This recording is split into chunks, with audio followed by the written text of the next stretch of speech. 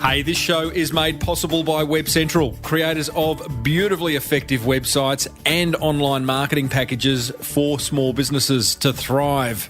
Grab an exclusive listener deal over at webcentral.com.au/Timbo. And we're supported by Key Person of Influence, which is a 40-week accelerator program designed to make you more visible, more valuable and more connected in your industry. And who doesn't want a bit of that? Grab a free hard copy of their New York Times bestseller over at keypersonofinfluence.com/ yep, you guessed it, Timbo.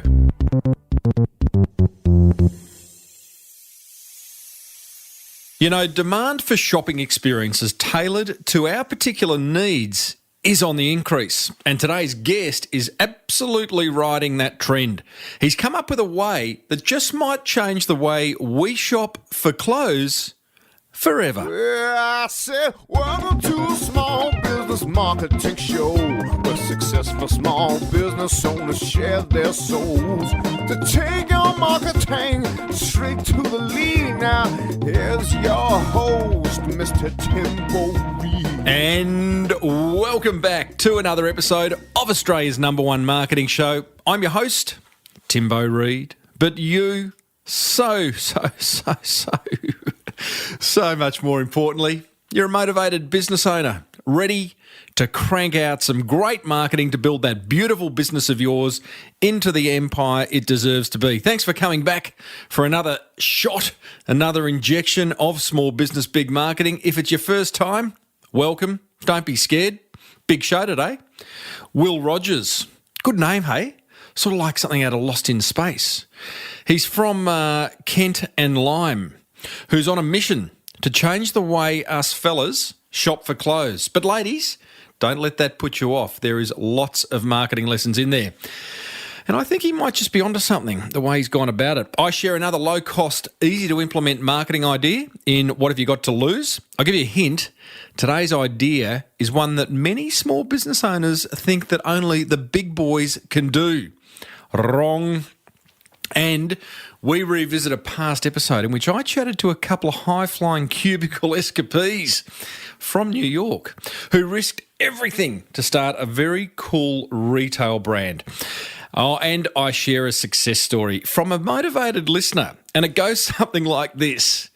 Implementing ideas from your show made me lots and lots and lots of money.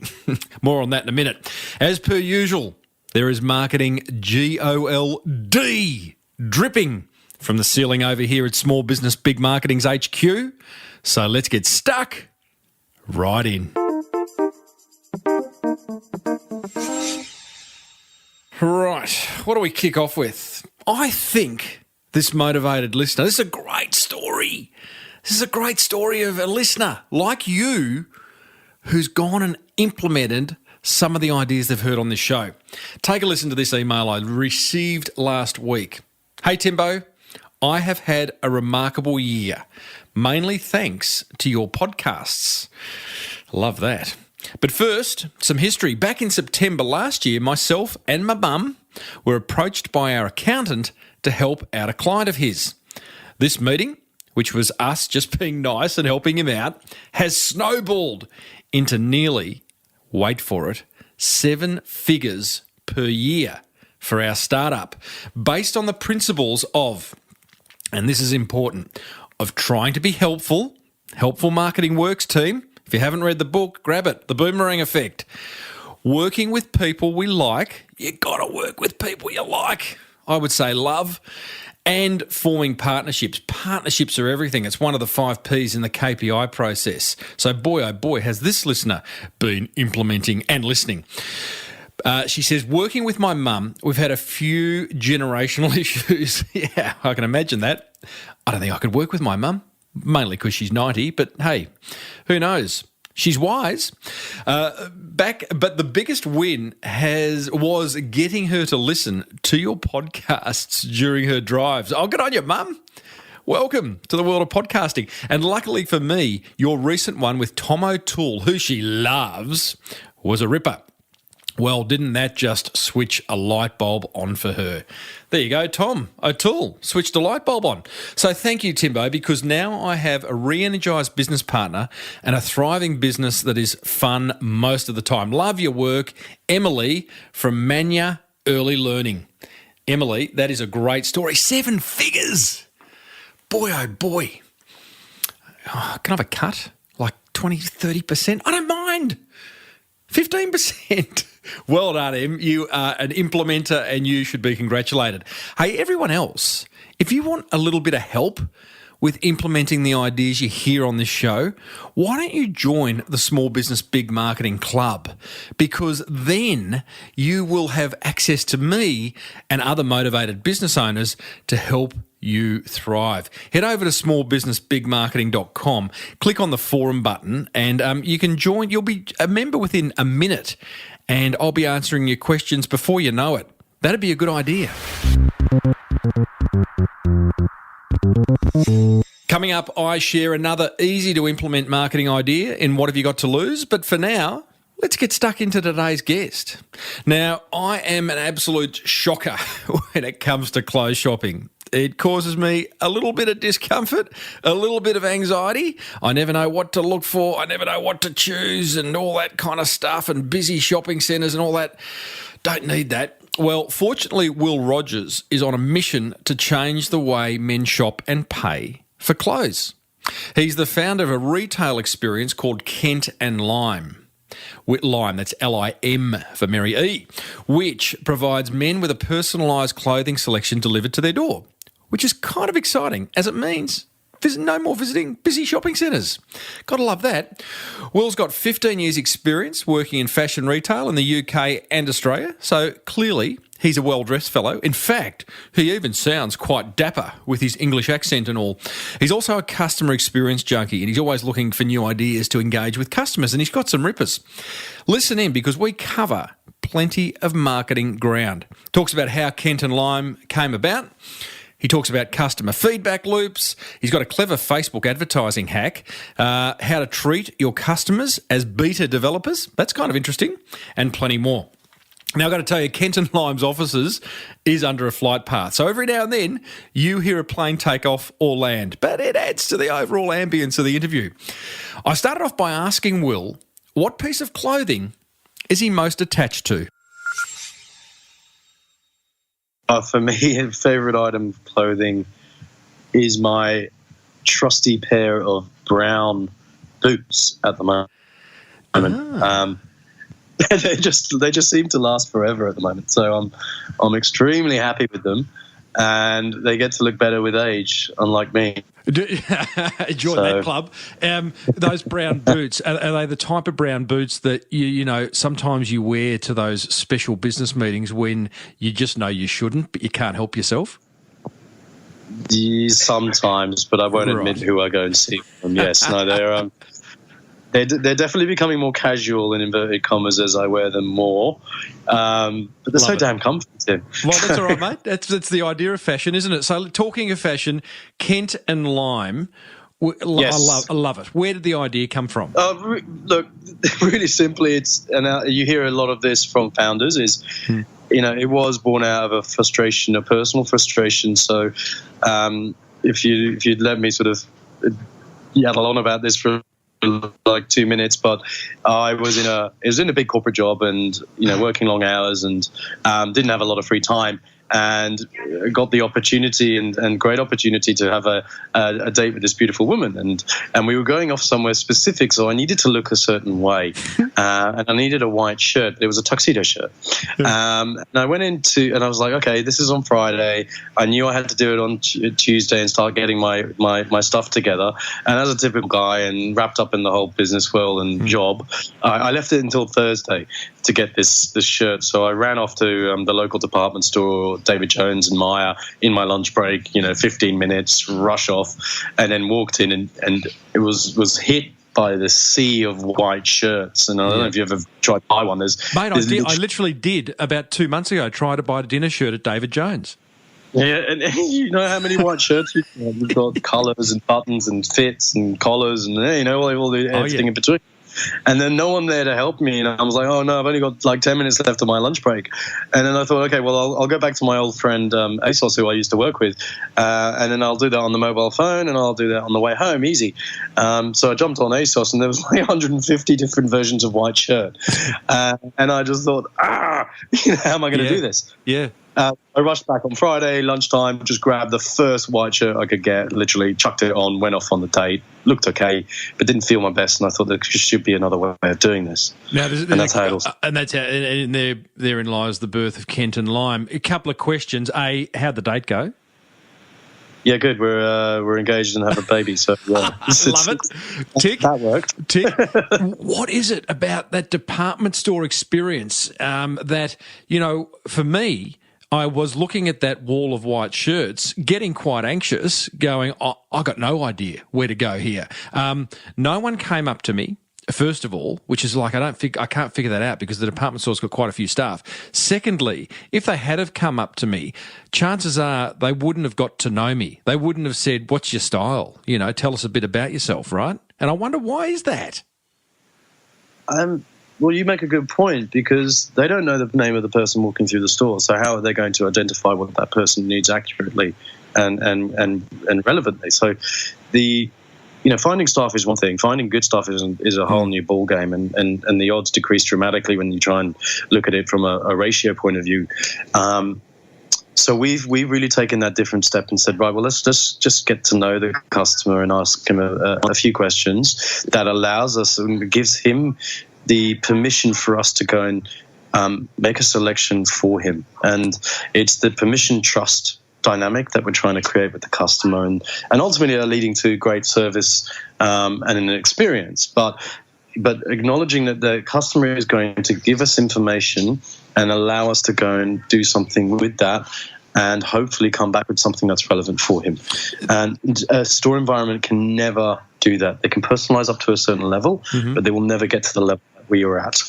It's a fascinating business model, this personalisation, and as the internet enables more personalisation to happen, we're going to see more of it. But how does Kent and Lime work? Because there's a lot of moving parts. It feels like there's a lot of moving parts. So explain what happens. The minute you come into contact with Kent and Lime as a bloke, what happens next? Okay, so you jump on the website. You hopefully you'll watch the great video that we've got there. But you'll then be funneled into, say, about 10 questions, and those 10 questions are designed to, one, get your sizing in order. That's fine. But what do you need your clothes for? How do you want to look? What's your general style level? What actual clothes do you need, and what do you want to get out of this? Because there's a lot of data around what guys are coming here to do, and a lot of them want to look smarter. They've got too much blue, all these other things. There's these ripped things. I need new clothes physically. And then you'll be asked to either connect with one of our style advisors, and these are just people who want to talk to you. They're not stylists. They are here to listen and ask a few questions so that they can clarify the selection for you. So you can either do that email, phone, and very soon, live chat. And once you've spent 2-3 minutes talking to this person and clarifying all those details, you then wait and you get your box sort of 24, 48 hours later. Okay, stop, because there's a lot in there. That style advisor, have you got a room of style advisors awaiting phone calls from people like me, or how does that work? Yes, so we have a team of style advisors, male and female, who work with new customers, work with existing repeat customers, because your needs change, and what you want your clothes for change, obviously. So we're constantly refining and updating our customers' wardrobes and profiles. But they're here waiting and having the calls booked in, or waiting to answer emails from customers that need help. Okay. So the first step of the process is getting to know the prospect, what he likes, what he doesn't like. You have a conversation with a style advisor. That person then goes away and puts together a box of clothing, right? That then gets sent. Correct. Yes. There's about 8 to 10 items. 8 to 10 items. So it's a mix of trousers and shirts, jackets. What is it? Whatever I've selected, or you actually send out an entire outfit? So we send out. So let's say it's 10 items, and you can usually make about 3 to 4 different combinations. So you get a lot of value. And there's no pressure to buy any of that in the box. So the customer pays a small shipping fee, which covers shipping to him, returns and insurance. And that's all he pays. And then he hasn't seen any of the clothing. He's indicated what he would like. So I'd like some jeans or something like that. Or I'd like a dress shirt, or I'd like a casual shirt for the barbecue. And then he hasn't seen any of this stuff physically. So when he gets his box, there's a discovery process.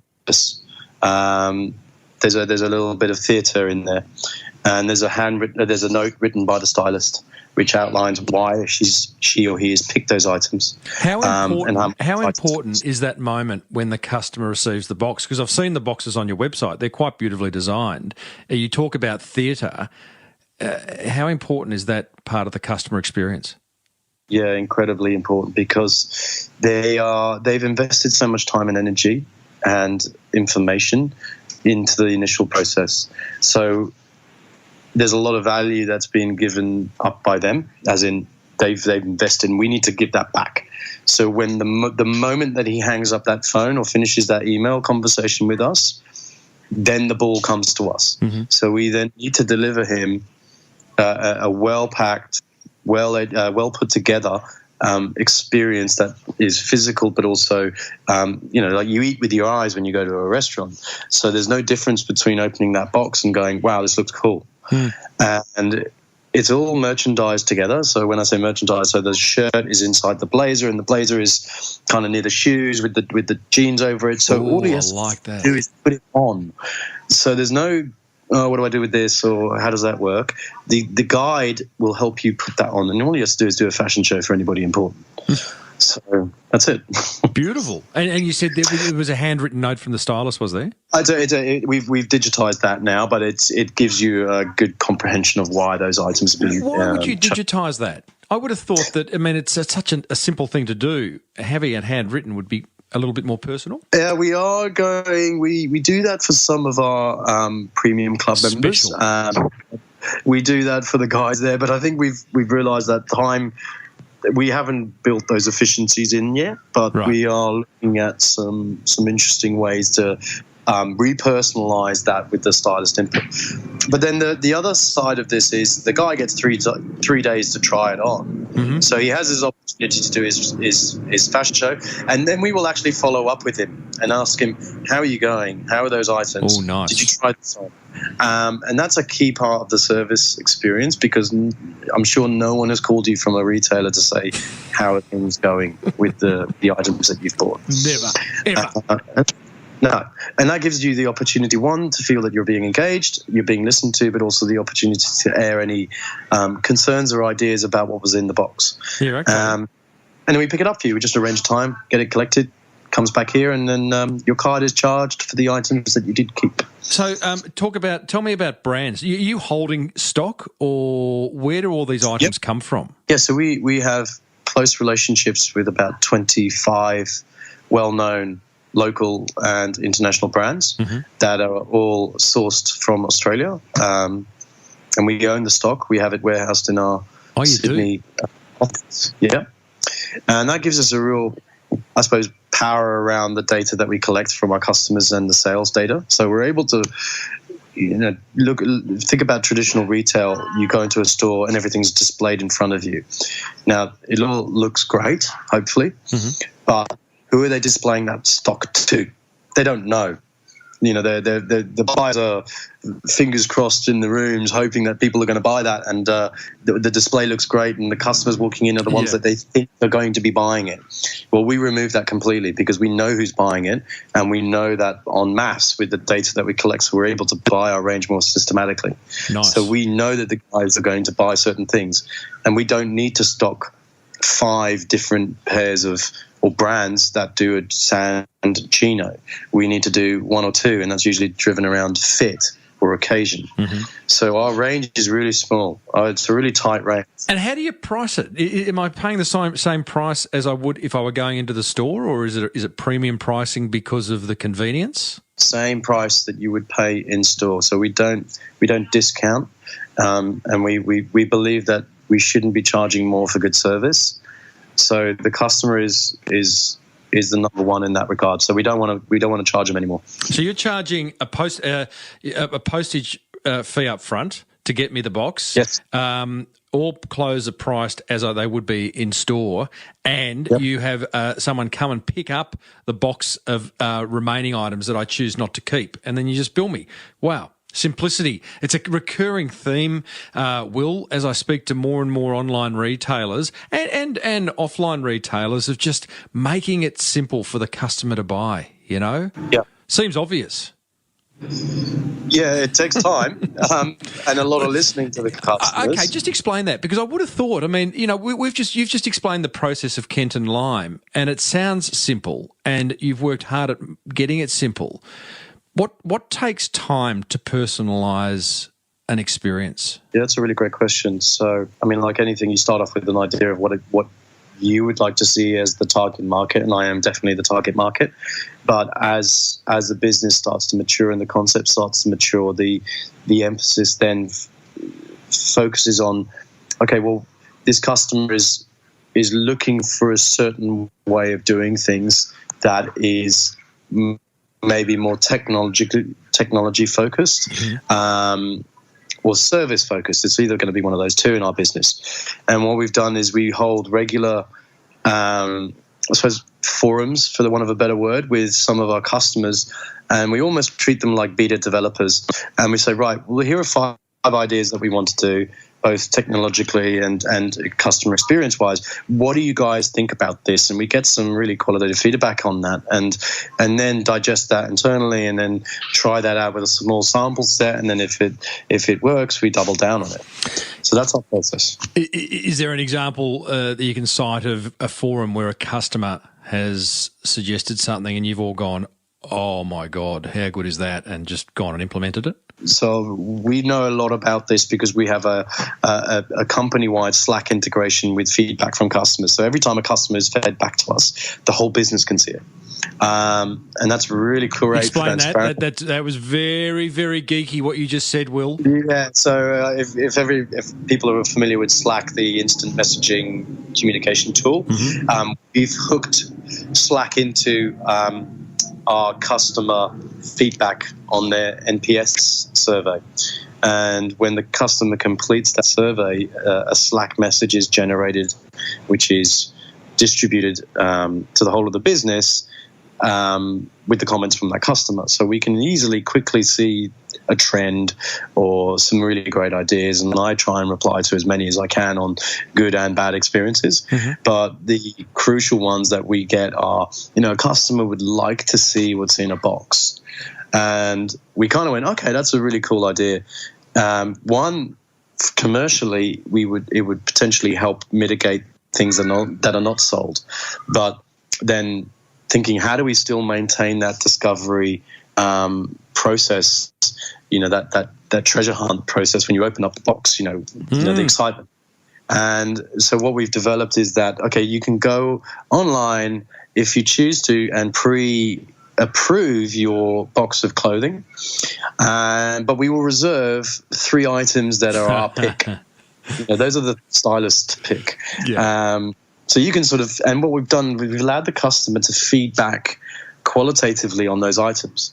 So you'll see the San Chino and you'll say, well, I've got something like that, or it's not my style, right. Or maybe the price isn't right for me.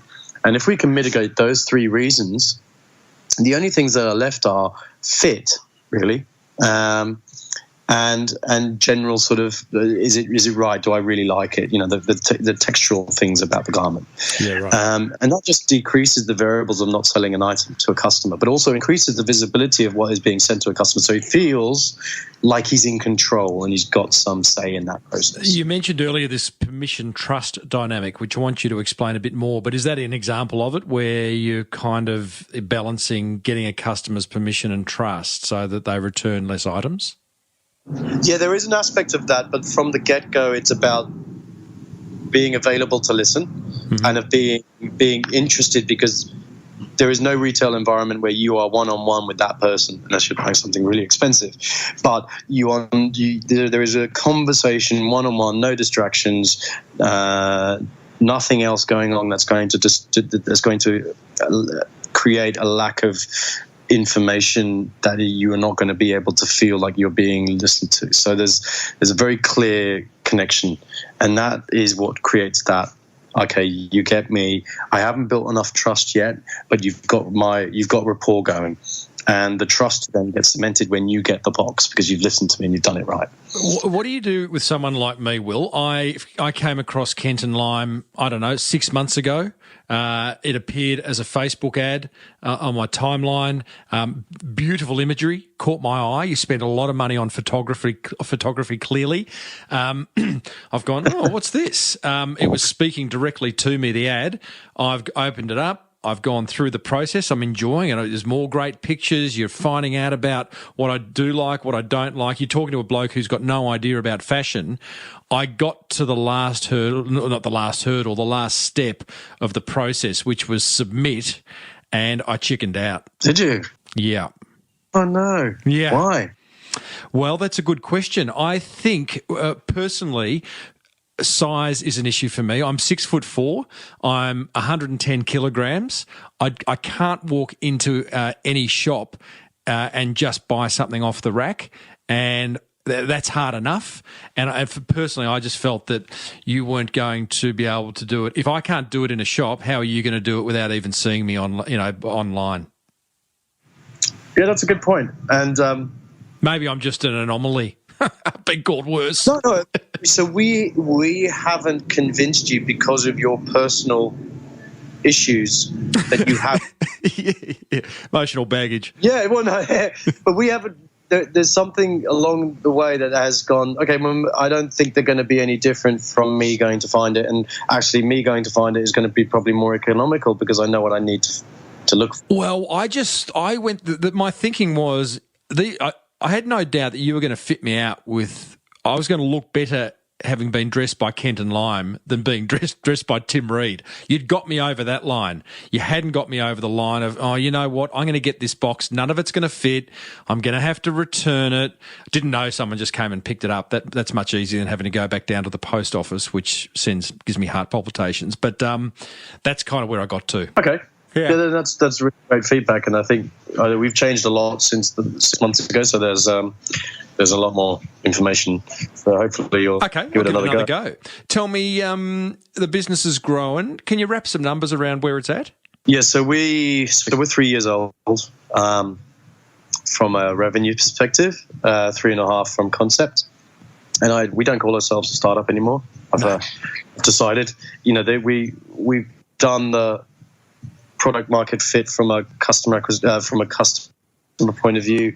We get good traction with the ideas. We got a great repeat rate. So there's a lot of mindset, or possibly, and this isn't as a point of contention, that calling yourself a startup can sometimes give you excuses for not doing things really well. And we are a small business now, and we're growing. Good on you. And what kind of revenue are we talking? Oh, so we're over the sort of 2 mil mark right now, and so should be break even in the next month or so. And number of staff? 16. 16. All local? All local, yeah. Fantastic. All local. You happy with where it's at? Oh, you asked me 3 years ago, I wouldn't have even got close to where we are right now. And that's smart people being in the business. That's a belief in the business. That's customers who are abundantly generous with their feedback and criticism and ideas. Do you feel as though you are building a tribe? Yes. I think where people are emotionally engaged in what you do and are feeding back and want to be a part of something bigger than just a clothing retailer? Yes, and that's key to other elements that we do in our business. So connecting the guys to a concept is great. Connecting them to a way of doing something that's easier is great, but it's transactional, because once you know it's easy, you're not going to go back to something that's difficult. Mm-hmm. So you need to build on something that's going to create I shouldn't actually go anywhere else because Kent and Lime gives me my clothes, but it also gives me X, Y, and Z that I'm really happy with. And whether it's time saving or cool stuff that I've discovered through you guys or whatever it may be. I like talking to my stylist, whatever it is. But you get something that you can't get anywhere else, and that's key. Would the idea work for women? Yes. How? Because I thought women like to get amongst the shop. Mind you, they're big online shoppers, but they also like the social aspect of shopping. So we've done a lot of customer research, customer development on women's, because we're aiming to launch that next year. Around what is the process of shopping for you? And yes, there is a social element to it, but there's also a high degree of the people that we've surveyed and spoken to directly around. Well, look, I just go to stores and then I forget what's in my wardrobe, and I buy it.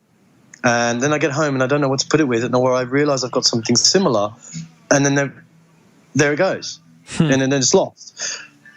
So the whole connection between why you're buying something and someone helping you are critical, and they go across men and women, so it doesn't matter. Let's talk marketing. By the way, listeners, I'm speaking to Will Rogers of, what do I call it, Will?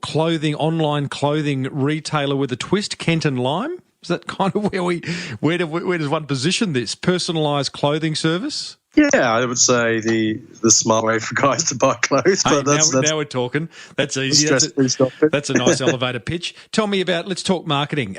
What's been the most effective way of getting the word out around Kent and Lime? For us, from an economics point of view, social has been incredibly important.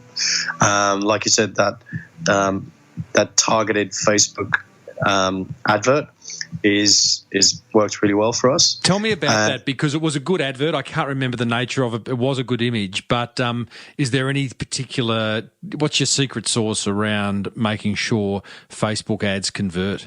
For us, it's the imagery. Yes, definitely copy, but ultimately it's the targeting and the testing of the targeting segments that we're looking at, and that being across all the different dynamic targeting opportunities you have with Facebook. I mean, we must launch at least 20 different types of Facebook targets a day.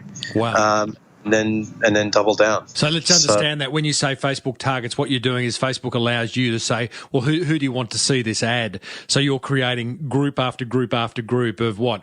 Men aged 20 to 25 who consider themselves entrepreneurs, men aged 35 to 45 with 3 children, just constantly niching it down, right? Correct. Interesting. How do you manage that many groups? Through Facebook, through Advert Manager. Well, yeah. But in terms of physically, like, what are you doing? You're going, that got no reaction, delete it. That one's getting more reaction. Let's do more of that. Is that someone's full-time job? Yeah, that's someone's full-time job at the moment. Right. It's incredibly important to focus on that acquisition channel, but also then work on the guys that you are converting and have a good experience, and then incentivizing or naturally just saying, look, let's pass the word on. We need to grow. And if you've had a good experience, tell people about it. So the word of mouth referral is equally as important to the display advertising. How do you encourage word of mouth referral? So there's several different ways that we're doing it at the moment. So one is the get 25, give 25 offer that was very popular with Uber, but that's a simple one. We have something called Club, which is so imagine a monthly savings account for your clothing that you just pay money into, and by the time that you're ready to come and buy, you've got this money stored up, but we also give you bonus credit on top. So this is a new thing that we've launched, and guys love it because it's like me giving you a gift card for $300. You've got this money. You're going to spend more than $300 because you've already essentially got free money. So the guys are going, this is great because, one, I get this extra reward and it's financially focused, so I don't have to decipher points, but also the incentives for referring friends are really, really great. And we make sure that we give the guys a lot of love that come back to us. And then when it's about product as well, we are testing monetary referrals and also product referrals, so giveaway product. And there's a school of thought around the intrinsic value of a physical product is more than a financial one. So we're testing all the time, and that's great being a startup in that way. We have the permission to do that, and our customers are giving us that opportunity to do that. Okay, so you're encouraging word of mouth. You are really drilling down on your Facebook advertising by creating loads of groups. What else is working well in getting Kent and Lime out there? Are you doing any above-the-line advertising? Do you do events? Do you, I don't know, spend bucket loads on SEO? What do you got? No, we're focused around developing relationships with key partners as well. So we want to talk to people or other businesses where our guys are hanging out or our guys are closely aligned to. So, example? For example, we could be talking to a great wine business that we're partnering with right now, which is Naked Wines. They've got an incredibly clever business model, and a lot of guys drink wine, but there's also the type of customer that's investing in their wine angels or the wine angels investing in these winemakers are a certain type of person that we want to talk to because they're open to this new way of dealing or transacting with businesses. So we're creating these partnerships and looking to talk to as many as possible because it's all about that symbiotic relationship with the type of guys that they've got. And that's really interesting. Love a good partnership. How do they come about? Do you just identify, Naked Wines looks like they would be sharing the ears and eyeballs of the blokes that we want to get in front of? You go and meet with them and figure out, bit of what can we do for you? A bit of hustle. Love hustle. Yeah. Bit of hustle, there's so many businesses and interesting owners of those businesses that you've got to get out there. And when you get down to brass tacks, they're actually interested in what you do and you in their business. So, there's trust, there's commercial opportunities as well, but it's all about creating excitement for your customers and something that's a point of difference rather than another flyer on the street or another email that gets pumped out, which is exactly like everybody else's. Such a great learning there, Kent, about I knew I was going to call you Kent. I've been saying, don't call him Kent. Don't call him Kent. There's such great learning there, Will, about the idea of hustling and going and knocking on doors. I think there's a lot of business owners who may either get too caught up inside their business or may have the thought of, I'd like to go and speak to the owners of that brand and kind of do something, but they wouldn't be interested. Flawed thinking. Absolutely, and I will develop that, and in that you speak to your customers in the same way. I make sure that I try and talk to and communicate to at least 5 to 10 customers a week and just go, hey, how's it going? And yes, I'm the founder of the business, but they are getting a call or an email from me saying, how's it going? What worked? What didn't work? Give me some feedback. And it's incredibly important. Love it. Love it. Tell me, your website clearly is the hub of the business. There's not an app, is there? No, not yet. Okay. So it is the hub of the business. It is a beautiful website. You've clearly spent time and money on getting usability right, the interface right. Everyone listening's got a website. Can you maybe share one or two key learnings that enable websites to convert better? Look, this has been a journey for us, and we've invested man-hours in this, so we're still very much self-funded in that regard. So really, so everything that you see that we've done is internally created and through hard work and sweat. So we've not had agencies produce what we wanted to produce or nice bylines that cost $10,000 to create. It's and I do the photography for the record. Really? Yeah.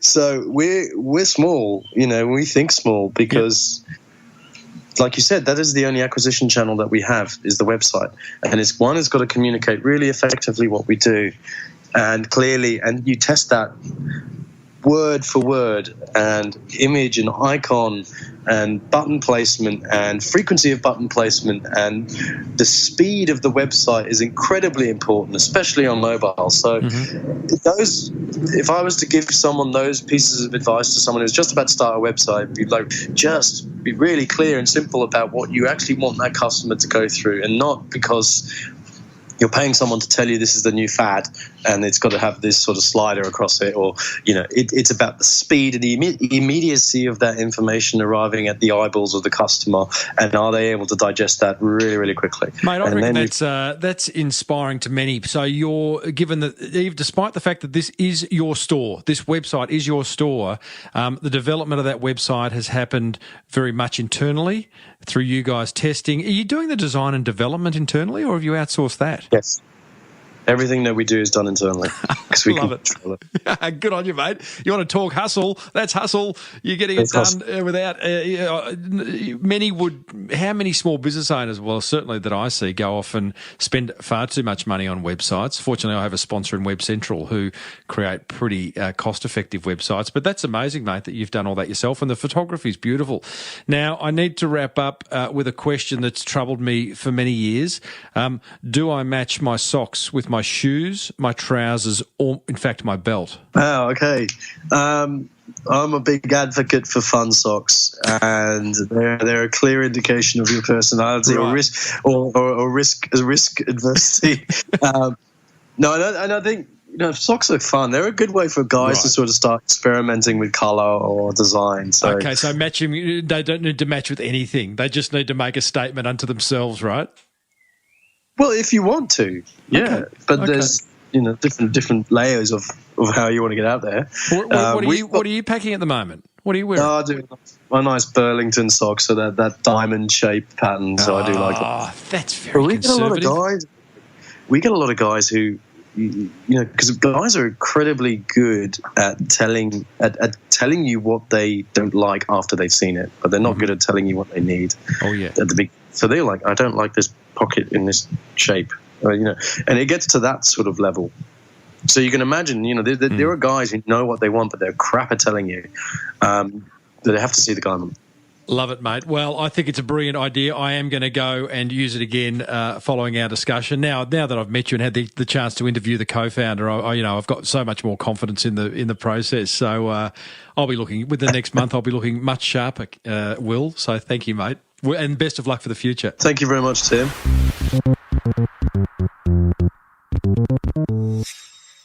Well, there you go. Will Rogers, ex-Lost in Space, also founder of Kent and Lime. Now, he has very, very kindly offered a $50 off your first box offer. All you have to do is mention that you heard about Kent and Lime on this show. So go to kentandlime.com.au, place an order, and you will get $50 off if you mention this show. Now, coming up, I share my top 3 attention grabbers from that fireside chat with Will. But first, here's a word from 2 businesses that want to help you build that beautiful business of yours into the empire it deserves to be. Support for this show comes from Key Person of Influence, a business accelerator program that reeks of success. I asked co-founder Glenn Carlson to share some breakthrough results. Every day, I'm seeing people posting evidence of the transformation from them being an operator to being a key person of influence. So, you know, as a result of them publishing a book, they're getting invited to speak at global conferences that they've only ever dreamed of attending, let alone being a speaker at. Or, you know, an organisation decides to buy 3,000 of their new product, which they've just created, that they would never have been able to take 3,000 orders if they were just a single operator. Or their pitch, getting them into, you know, a deal that is 10 times bigger. And like, we see evidence of this every single day. And I look at this every single day to the point where it's become the water I'm swimming in. KPI, where the results speak for themselves. For a free hard copy of their Amazon bestseller, visit keypersonofinfluence.com/Timbo.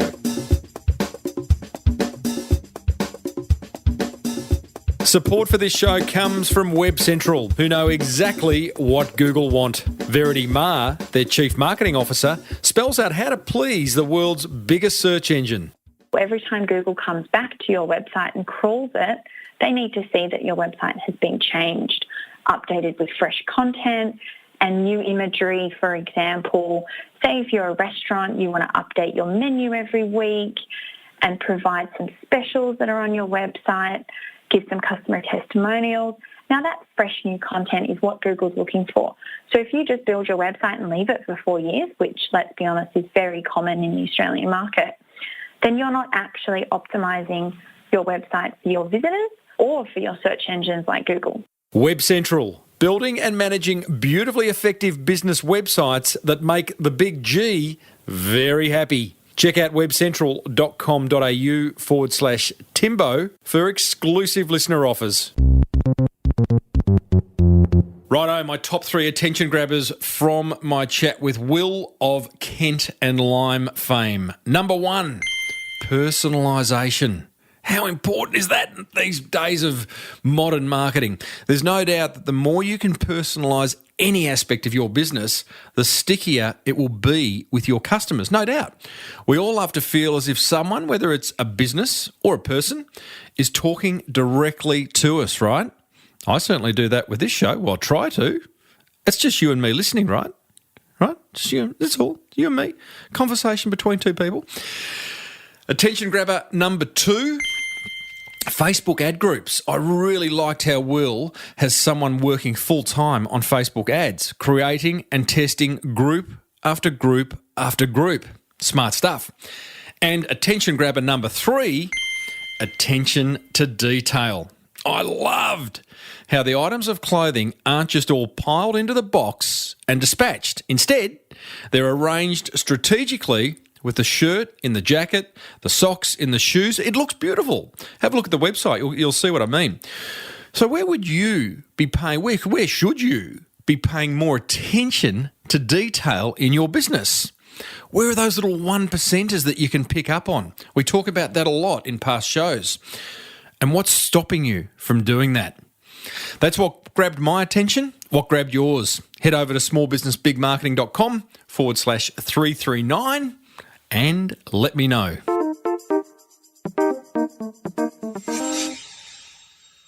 It's now time for that favourite segment of mine at the moment.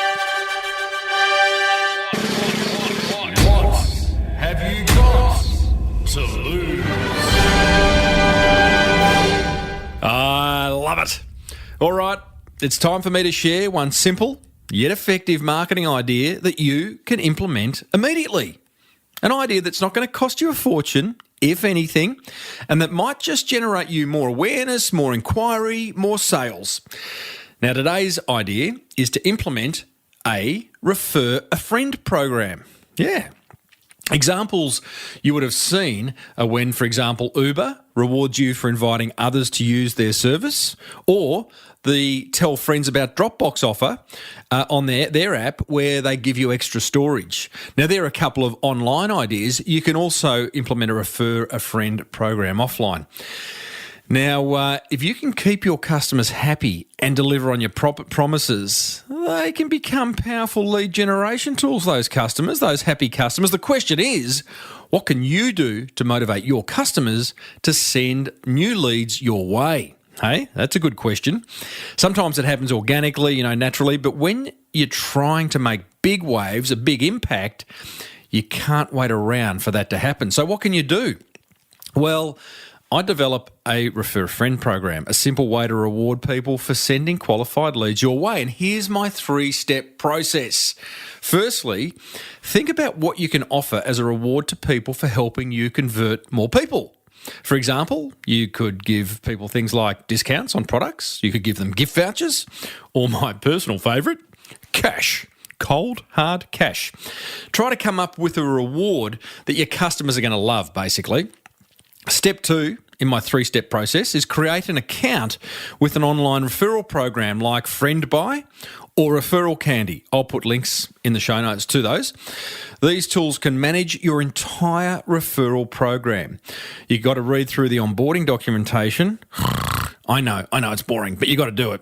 And then start building your program. It's not that hard. Step 3, launch your referral program by writing a press release, emailing your existing clients, publishing a blog post, sharing the news across social media. You've got to market the fact that you've got this new Refer a Friend program. Make sure that every new customer knows that your referral program exists from day one. You like that? And as always, as I said, there'll be links in the show notes over at smallbusinessbigmarketing.com/339. So, what do you got to lose?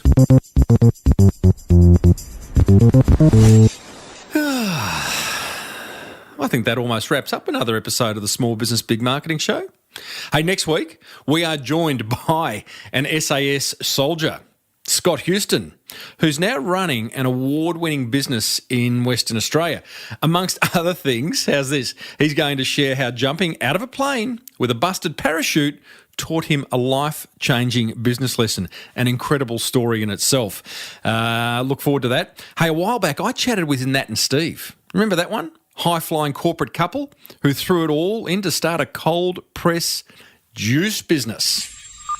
When we launched at the Wanderlust Festival was the first time we had produced en masse for the public. Love it. Testing out our big commercial juicer for the first time. For the first time, we ordered this beautiful big commercial juicer from New York, and the first time we used it in proper action was preparing for an audience of between 800 to 1,000 people. How'd it go? We made 500 juices. It took us a day and a half to make them. And so we'd do that in about half a day now. But yeah, it was great. I do love to hear stories of business courage, and that is one right there. To hear that full interview with Nat and Steve, plus hundreds and hundreds and hundreds more, head over to smallbusinessbigmarketing.com, or I'd love you to subscribe free on iTunes. Go on, do that right now. Hey, would love to hear from you. Tim at timreid, reid.com.au. Tell me what you're thinking. How's your marketing? Comment about the show, question about the show, or you can hit me up on Twitter at Timbo Reid. Now, be sure to grab a free hard copy, and I mean hard copy, not soft copy, not ebook type copy, but a hard copy of the Key Person of Influence book over at keypersonofinfluence.com/Timbo. It really is a great read, but only do that if you want to become more visible, valued and connected in your industry. And remember, if you want to be more productive in your business, then spend less time trying to implement your online strategy, okay? Leave that to WebCentral. Check out their exclusive listener offers. There's 3 of them over at webcentral.com.au/Timbo. Finally, if you love this show, the Small Business Big Marketing Show, then pay it forward. Let another business owner who might be struggling with their marketing or want to take their business to the next level know about the show. Until next week, I'm Timbo Reid. Thanks for listening to the Small Business Big Marketing Show. May your marketing be the best marketing. Bye for now.